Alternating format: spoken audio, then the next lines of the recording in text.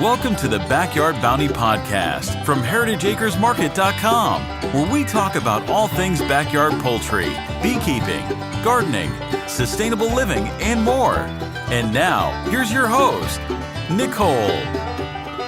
Good morning, everybody, and thank you for joining us for another episode of Backyard Bounty. I'm your host, Nicole, and today we are joined by Pierre with Bison du Nord in Ontario, and today we are going to talk about bison ranching. So without further ado, Pierre, thank you so much for joining me today.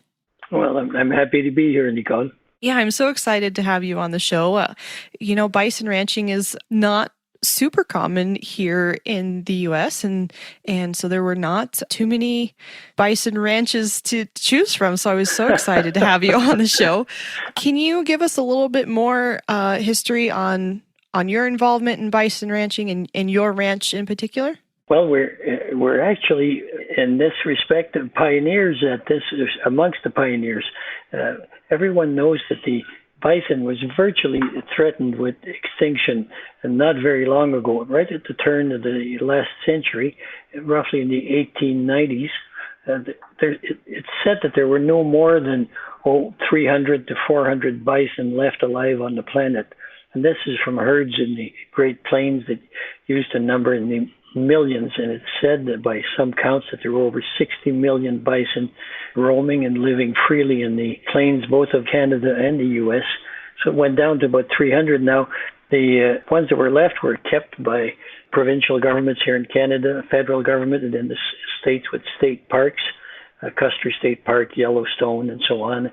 So eventually, though, the bison, if it doesn't have humans hunting it, virtually has no natural enemies. It's an animal that is not a prey animal. It virtually has a defense against wolves, coyotes, foxes, anything. It's a very large, strong animal. It's got very, very solid horns. So as soon as they started keeping them in ranches and preserves, rather, in these parks, the numbers grew rapidly to the point where there were surpluses in the parks. And that's where in Canada things changed back in the 60s.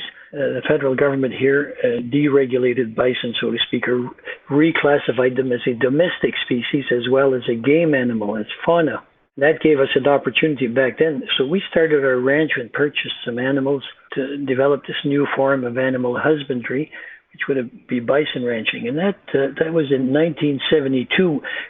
Quite a few people started back then, but many of them have since either passed or gone to other things. So we started back in 1972 with one bison cow, and they were very hard to obtain back then. There's some humor to this because all of our friends in this area, in this part of northern Ontario, were fairly remote. We're up in the northern reaches of the province of Ontario. We're only about 200 miles from James Bay, which is the bay that leads into Hudson's Bay. So we're fairly northern. It's the last commercial agricultural area in Ontario, the northernmost. And our friends are mostly dairy farmers or cash croppers or beef producers. And they wondered what we were doing with getting into bison. So we bought a bison cow. It took me a year to find a male, and that was a lot of humor with our neighboring farmers who figured that we couldn't figure out animal biology. we should get a bison bull. The end result is we finally found a bison bull and a few more. And over all of these years, we've had the animals not as a hobby farm, but as a sideline to our other enterprises that my father and I had back then. We were romantic at the beginning and idealistic. And I think we had some serious misunderstandings. We believed that if the bison could live on its own in cold and northern Canadian weather out in the west and survive on dead grass and push snow aside and eat snow for water, that they would be minimal management. They actually are fairly easy to ranch, but they do require more care and attention than we had thought back then. We thought this would be sort of a gentleman's ranching where we left them alone year-round and just harvested once a year. But it's turned out to be a little bit more work, especially these days. Our herd has grown. Our family is now going into a third generation of bison ranching, and our children, my son and two daughters, are now involved and, in effect, the owners of the ranch. And they are more purposeful, perhaps, than I was about it, and have more intent on being productive with the farm and making it work as a commercial entity. So we still are tied to a philosophy of a natural ranching, natural feeding programs, and in effect, we're a certified grass-fed operation. We're also certified animal welfare by A Greener World, AGW, and we intend to be certified shortly as a regenerative farming operation. So I think while we're intensive about our management, we are still also intent on having a natural ranching practices, especially that they are adapted to the animal. That's not the case everywhere, Nicole. There are quite a few bison ranchers across Canada and the U.S. who've adopted some of the conventional beef practices, separation of animals, feedlot feeding, perhaps a bit more use of chemicals, fertilizers, and so on. So we've stayed true to our ideals from the beginning and have a very, very nice herd, a very productive herd. And our herd now numbers at its peak after the calves are born, we have over 300 bison. Of course, every year there's a large roundup. We'll sell off about 100 animals, the 100 calves that are born that year. So it's a very productive herd, very high quality animals, and we serve a meat market all throughout Ontario. And you may have some questions about how we've dealt with the pandemic, the famous COVID-19 pandemic, and in fact we've adjusted very well to that.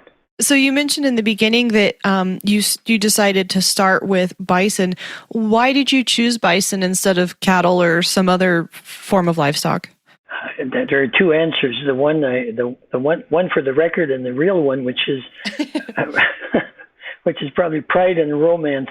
All of our friends are farmers, and I say this with some humor, but we didn't think there was that much glamour to being a hog farmer. And I'm sorry, I apologize to the hog producers or chicken producers. We just thought there was a certain romance to bison, especially tied to the history of North America. We thought there was an astounding challenge, and our friends who were real farmers and you'll find this is a very fine distinction, but where we live, we were villagers. There was a small village here in Earlton, and we were considered city folks. Now, city folks here means somebody who lives in a village of 900 people. So that's what urban means up here. And they thought we didn't know what real work was, and they challenged us often. And we said, well, we could earn a living and raise animals that nobody else has ever raised, in bison. That's how we got into bison. By the way, ever since that time, the 1970s, when this really kicked off in Canada, there are now over 1,000 bison ranchers in Canada. Wow. There's over 150,000 bison that are in private hands and on private ranches, and probably about 100,000 that are in the parks, national parks, and so on. So the animal is well beyond any threat of extinction. It's one of the few cases where private owners have ensured the survival of a species, and all of us who ranch bison pay a lot of attention to genetics and making sure, of course, their herds aren't inbred. We're very proud of what's been achieved, and we ourselves, we've been very instrumental in the creation of Canadian Bison Association and provincial bison associations, just to make sure that bison was ranched properly, that there were criteria attached to it. We helped build the industry, so to speak. That's really exciting. Yeah, we're rather proud of that. So we have a sense of social responsibility, and we're very purposeful about, especially now that my children have joined, we continue to be very purposeful. I know it's a trendy word and everybody claims to be holistic, but we believe in the philosophy that you want to have a well-balanced operation. So that means animal health, animal welfare, and the stewardship of the land. With my children, we've created a 100-year plan for the farm. And so we've plotted out the animals that are the wildlife, and we want to build so that as we improve and change our practices, that it's at least in the same condition, if not better, when somebody picks it up 100 years from now. So we plan for the long term. We do rotational pastures, for example, rotational grazing. A little bit harder to do with bison, Nicole, than it is to do with sheep or with domestic bovines. I can imagine. Yeah, the bison tend to run as a large group, and they tend to all move at once.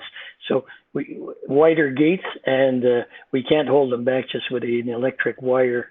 We tend to have some very tall fences around the perimeter of our ranch, and just to be safe, the dividing fences are a little bit lower. They're about 4 feet high. But we've now got them trained, never domesticated, still a very wild animal. When you consider that it's only truly been ranched for 50 years. This isn't like bovines where you've got 10,000 years of history where humans have essentially modified some bovines. The breeding season, for example, is still exactly as if these were moose or wild deer. They come in heat once a year. The rut is August to mid-September, all at the same time, and calve in the spring. So we need to build our management around this. They have a social order through the herd. Of course, much of it based on size. The larger bulls tend to dominate. The feeding priority is related to size, but they tend to regroup by age groups and have peers, so to speak. So that we favor that on our farm. It's extensive ranching. We don't have them penned up. When I say rotational grazing, we're talking about 80-acre plots for the herd, and we move them every 5 or 6 days to a different pasture, so they always have fresh grass. It's managed in the sense that we're purposeful. We want to have tall grasses. We want to have plentiful pastures, so they grow well. But we also want to avoid, parasite buildups if they eat too close to the ground. If we let them wear down the grasses and chew grasses right down to the nub, we're liable to start creating conditions where we'd have internal parasites. So we want to control that by moving them regularly from field to field. And they've become adjusted to this, and it's relatively easy. We tend to believe that we can lead a bison anywhere it wants to go. And so we open the gates, stand back, they'll eventually cross over into the next field, and we do this through the year. So this has been working very well. In that sense, it's minimal management. We have no stables, no manure cleaning, no feedlots, and essentially grass-fed. So the winters here, you can guess where we are, is fairly northern. We'd be about the same weather you'd have in northern Minnesota, for example. We start winter feeding for a herd the size of ours. We go through and what are called silage bales, which are wrapped round bales.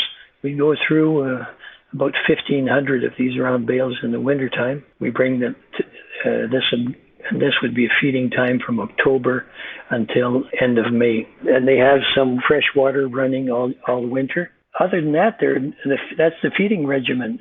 Grasses in the summer, hay in the wintertime, and fresh water. To manage these herds, Nicole, we need to identify the animals. So we can identify, for example, which cows are calving and when the calf was born. And if we're in a meat production business, so we need to do some selection as to weight gain. And we want to weigh each animal once a year. We need to put tags on them, a tag that we can read. And in Canada, as it is in the U.S., I believe, traceability is mandatory for domestic animals. So if we want to move them from our farm, either to an auction or to another buyer, they have to have a readable tag and an electronic tag. So we need to tag all of the animals. If you just visualize that, these are the bulls, for example, even younger bulls, they'll weigh 1,800, 1,900 pounds. The young bulls, and older bulls can get a little bit bigger than that. That's a big animal with a huge head and a large hump on them. They're powerful animals, and they truly want to stay as a herd to try and segregate and separate one to run them through chutes and into a what's called a squeeze chute to hold the animal so that we can put a tag on it or read a tag or weigh it. I think it's called the Wild West for a couple of weeks every year. It's one of those things where when ranchers get together, and bison ranchers, and this is the subject of long evenings, the design of corrals has evolved tremendously over the years. It's done as smoothly as possible. It's still a challenge. It's a time of year here when we gather all of our friends and relatives, and make volunteers out of them to help us out with the roundup. It's a exciting time. When I say holistic earlier, I mentioned we have this holistic approach. Holistic, of course, is the environment. You want to balance that and do that as well as you can. And of course, there's the animals' health and well-being. And then there's family life that you want to be well balanced.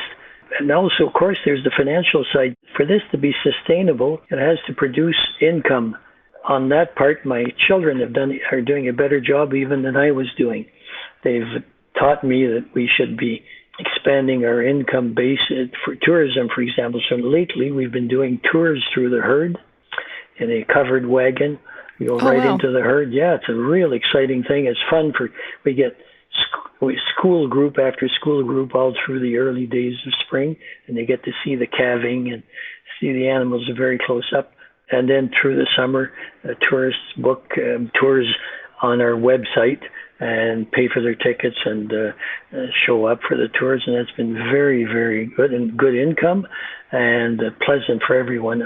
And then, of course, that's given us a gift shop so people can get all of the usual items, T-shirts and hats and so on.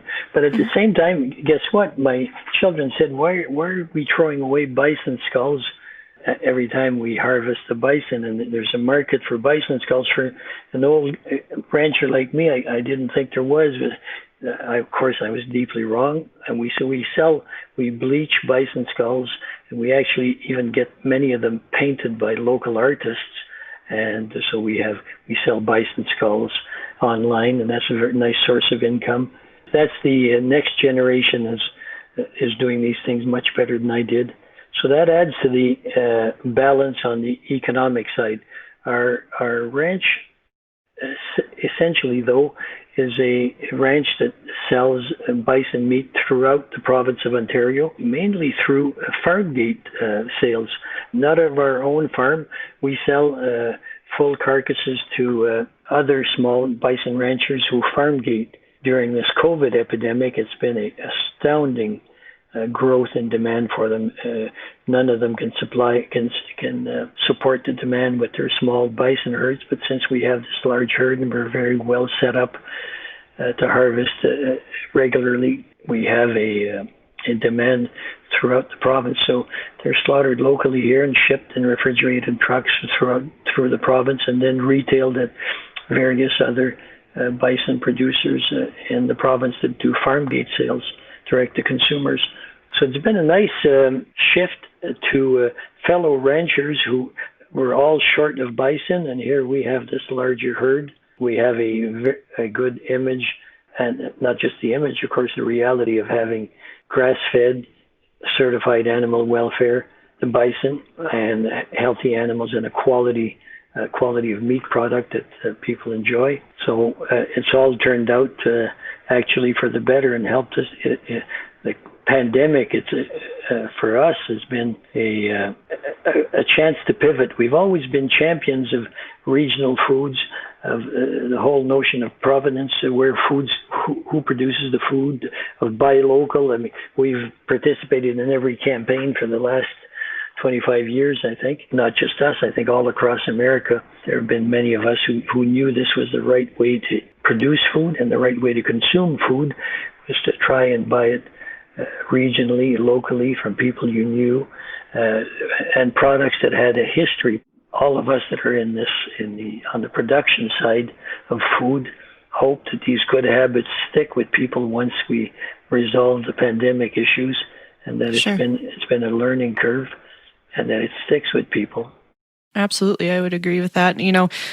One of the things, like you mentioned with the pandemic, is people all of a sudden, I think, became more aware or more concerned about where their food came from. And I think that's, if I had to say that there was a good thing that came from this, I think that is one good thing, to have people more connected with self-sufficiency and food sources and things like that. So in regards to the meat itself, what are some of the main differences between bison meat and standard beef? Yeah, of course, I'm a strong believer that there is a difference, and we want to maintain that difference by being not just grass-fed, but extensively ranched on large surfaces and no feedlots. not just no grains, but also, of course, no antibiotics in the water, and absolutely no growth hormones. But the meat, naturally, when tested, is a much leaner meat. The natural state of bison meat is virtually a quarter of the fat that there would be in beef. It's a very low fat content.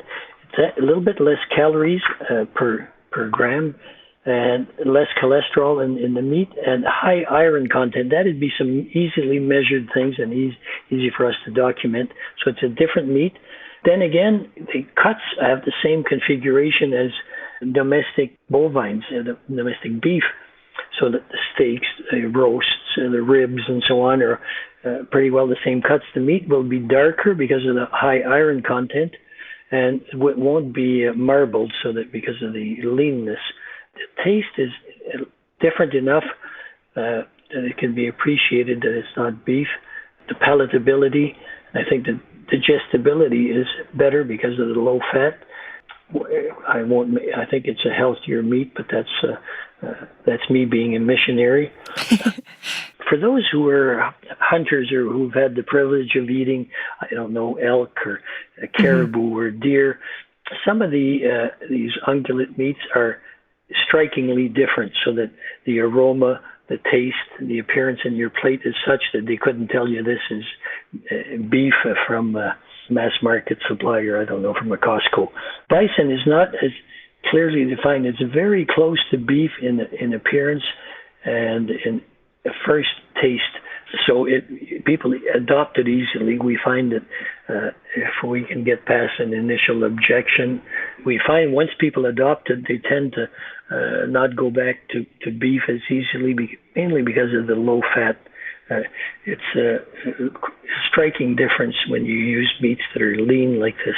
And by the way, the bison is close to bovines, has the same biology, same four stomachs, but not quite the same as beef. It's what beef would have been like before humans colonized it for thousands of years. It's a very good meat, and a healthy meat, of course. The cholesterol counts and the calorie count and the fat count are all better than beef. And then our ranching practices. There are people who ranch bison exactly as they would beef. It's unfortunate, but they've adopted the industrial beef production practices of feedlots under the same financial pressures and trying to get better cash flow and accelerate the growth of animals.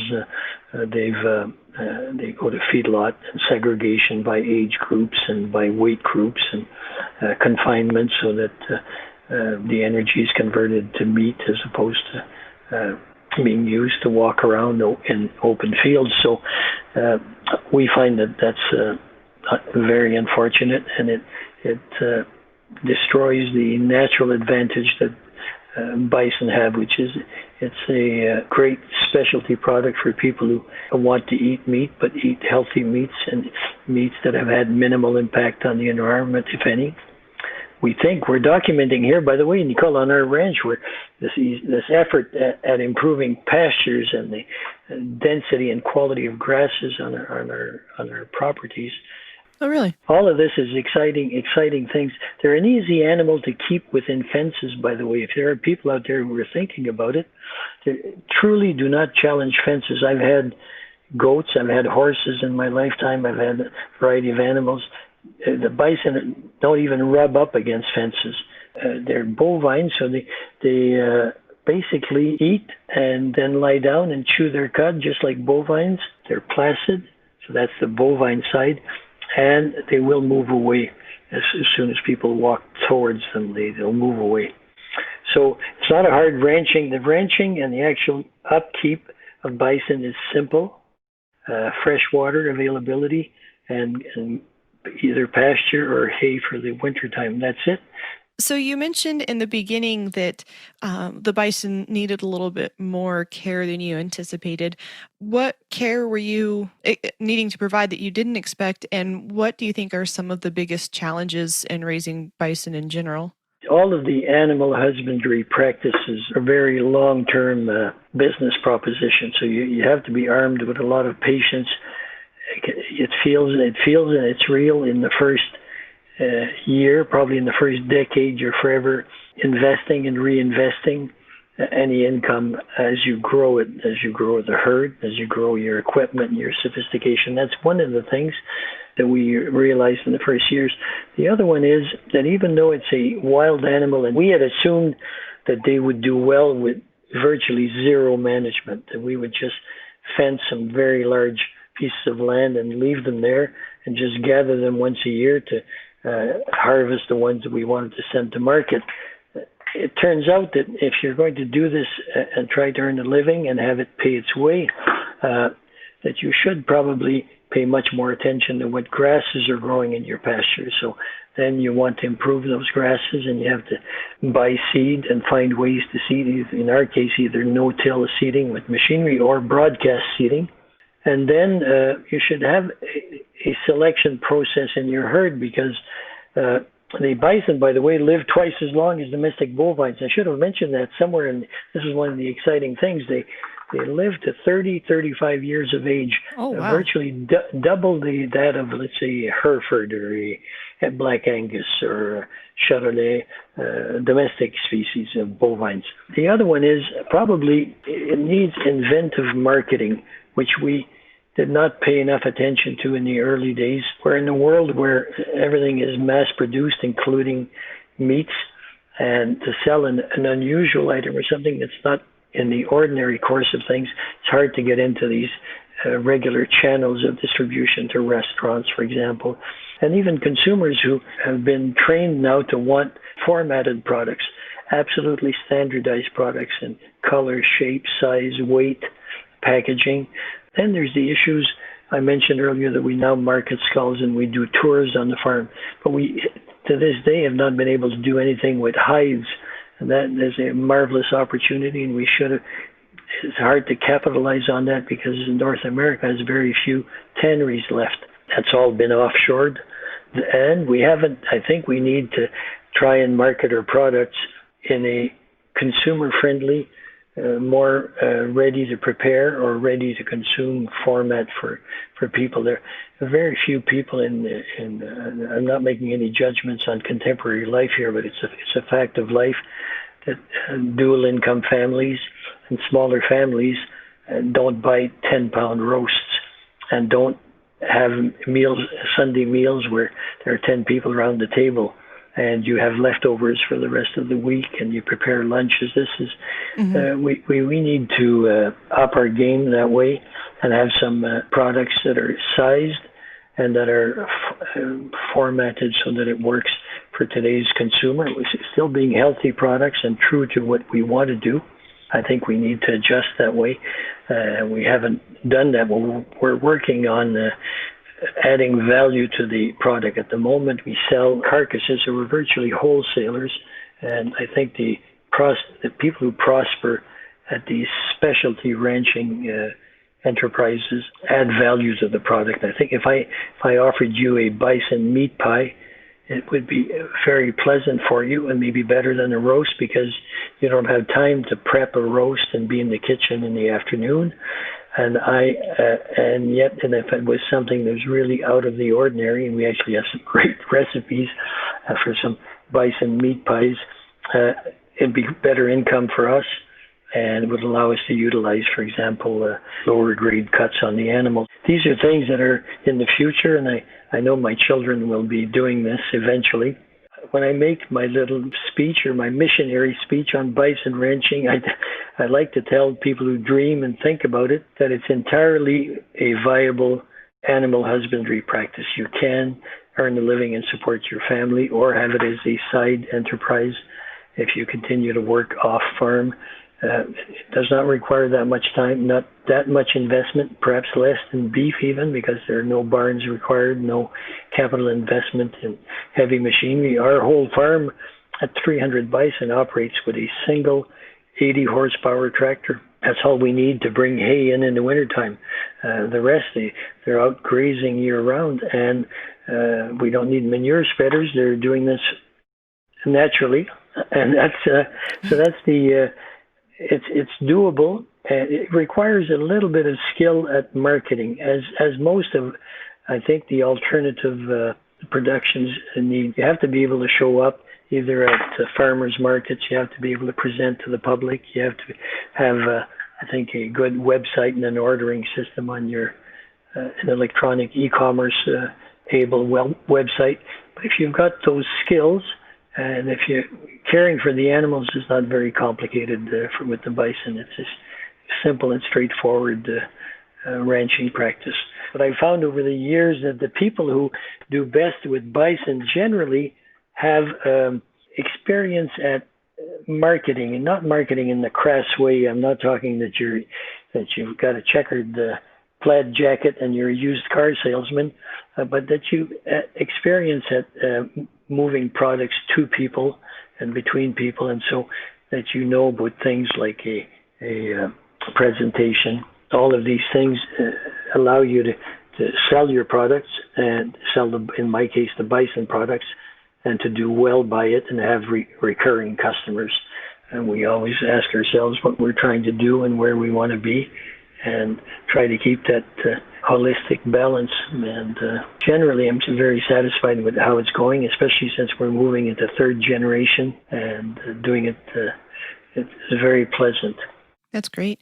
So if I recall correctly in looking at your website, in addition to the skulls that you sell, you also have animals available to start your own herd. Is that correct? Mm-hmm. Yeah. We sell breeding stock over time since we've kept records on our animals, and bison records are harder to develop and keep than for animals that you've got in the stall, in the barn. But still, we have good records. We have very good reputation on the health side for our animals, and we sell a fair amount of breeding stock.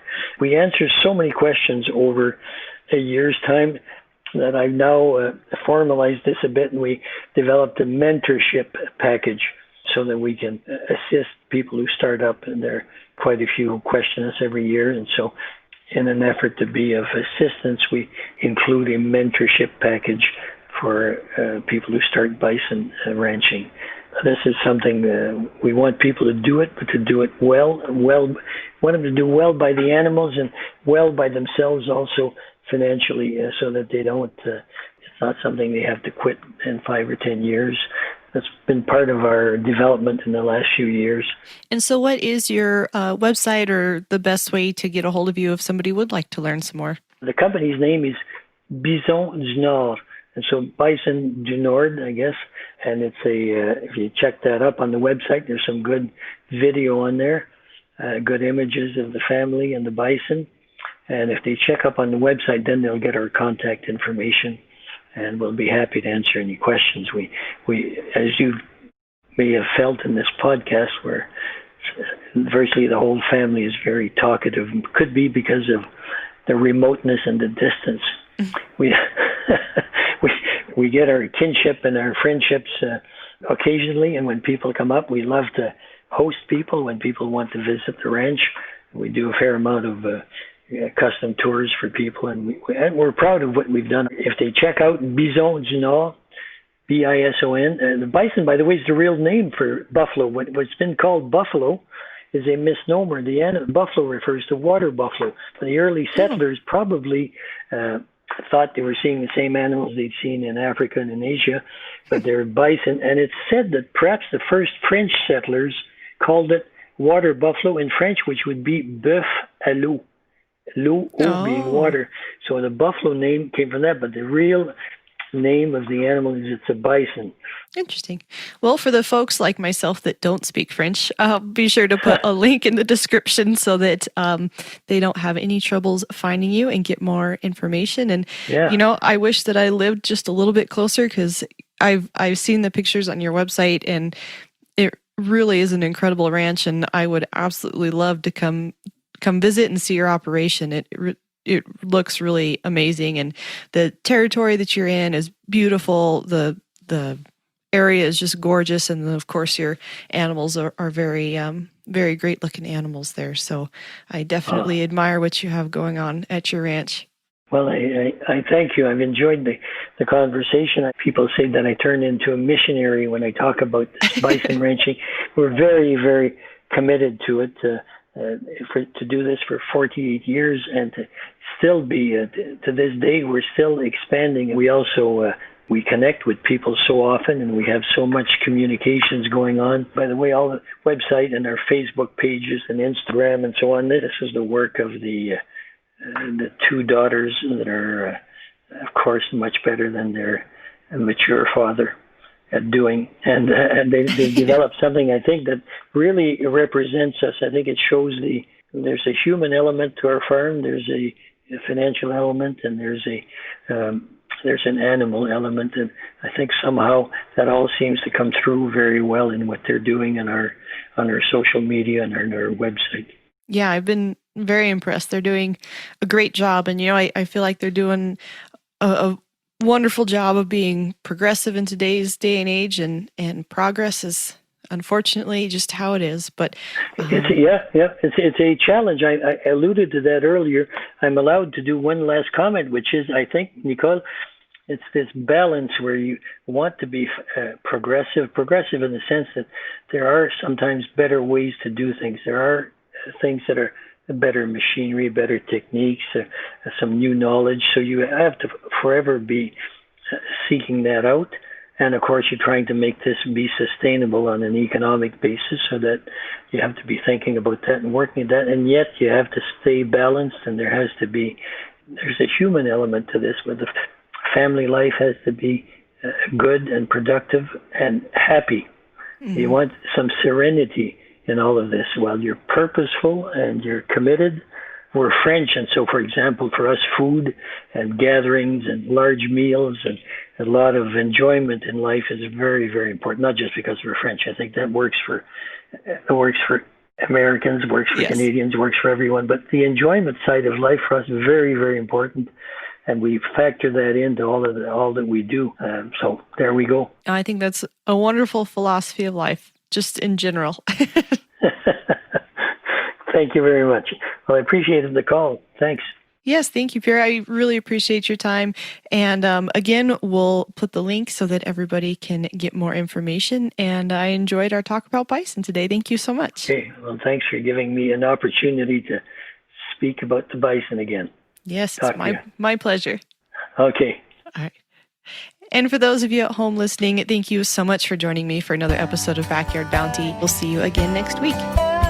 Thank you for listening to Backyard Bounty, a podcast by heritageacresmarket.com. Don't forget to subscribe and leave us a review. If you have a question you'd like us to answer on the show, please email us at ask@heritageacresmarket.com. Also find us on Instagram, Facebook, and YouTube at Heritage Acres Market. All the links mentioned in this podcast will be included in the description. See you again next week.